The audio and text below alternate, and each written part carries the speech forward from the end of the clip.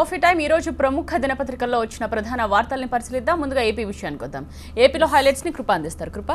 ముందుగా మనం ఆంధ్రజ్యోతికి వెళదాం. ఆంధ్రజ్యోతిలో అరచేతిలో అశ్లీలం, మొబైల్ ఇంటర్నెట్ వికృత కోణం, పట్టణ యువతలో 63% పోర్న్ వలలో, బడి పిల్లలపైన నీలి చిత్రాల ప్రభావం, తెలుగులో లక్షలాది అశ్లీల సైట్లు వీడియోలు, పెరుగుతున్న నేర ప్రవృత్తి, విశృంఖలత్వం అంటూ ఒక వార్త ఉంది.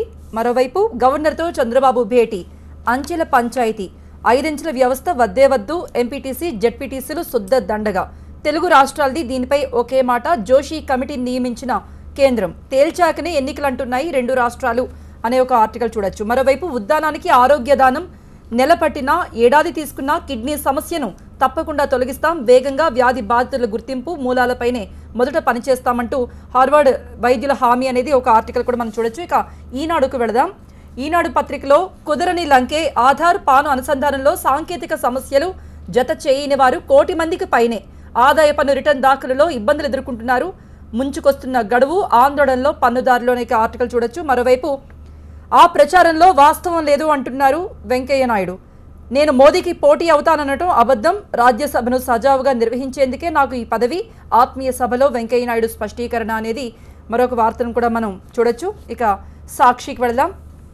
సాక్షిలో ఉద్యోగి నీ కులమేంటి, ప్రభుత్వ ఉద్యోగులను 50 ఏళ్లకి ఇంటికి పంపటానికి సమాచార సేకరణ, చేరిన తేదీ, కులం, కేసుల వివరాలు నిర్దేశించిన నమూనాలో ఇవ్వాలంటూ ఆదేశం, అన్ని జిల్లాల పంచాయతీ గ్రామీణాభివృద్ధి శాఖల అధికారులకు దీనిపై మెమో కూడా జారీ అయింది, వివరాలు పంపకపోతే కఠిన చర్యలు తప్పవు అనేది ఒకటి.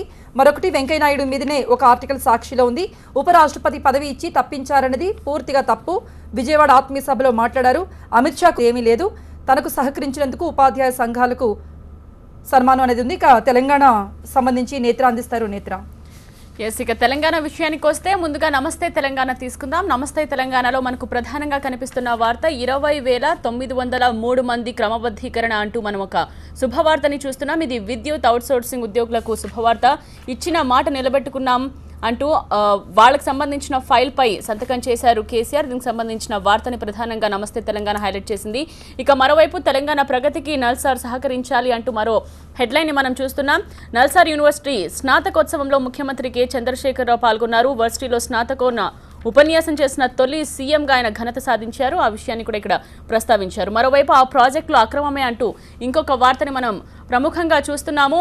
ఏపీ 10 ప్రాజెక్టులపై తెలంగాణ కేంద్రానికి ఫిర్యాదు చేసింది. ఒక్కో ప్రాజెక్ట్ మీద సమగ్ర వివరాలతో ఎస్కే జోషికి లేఖ రాసింది. దీనికి సంబంధించిన వార్తని ఇక్కడ ప్రధానంగా ఇచ్చింది నమస్తే తెలంగాణ. ఇక సోలార్ విద్యుత్ ఉత్పత్తిని పెంచుతామంటూ మరో వార్త హెడ్లైన్గా మనకి ఇక్కడ కనిపిస్తోంది. ఐటీ పరిశ్రమల శాఖ మంత్రి కె తారక రామారావు వెల్లడించిన విషయాల్ని ఇక్కడ నమస్తే తెలంగాణ ప్రస్తావించింది. ఇక నవ తెలంగాణ విషయానికి వద్దాం. నవ తెలంగాణలో అదే రూటు అంటూ ఒక హెడ్లైన్ మనకు కనిపిస్తోంది. విద్యా సంస్థలు, జైళ్లు, మౌలిక వసతులు అన్నీ ప్రైవేటీకరించాలి అంటూ ఒక హెడ్లైన్ని మనం చూస్తున్నాం. ఇది సామాజికవేత్తల్లో ఆందోళన కలిగించే అంశం అంటూ ఒక వార్తని నవ తెలంగాణ ప్రచురించింది.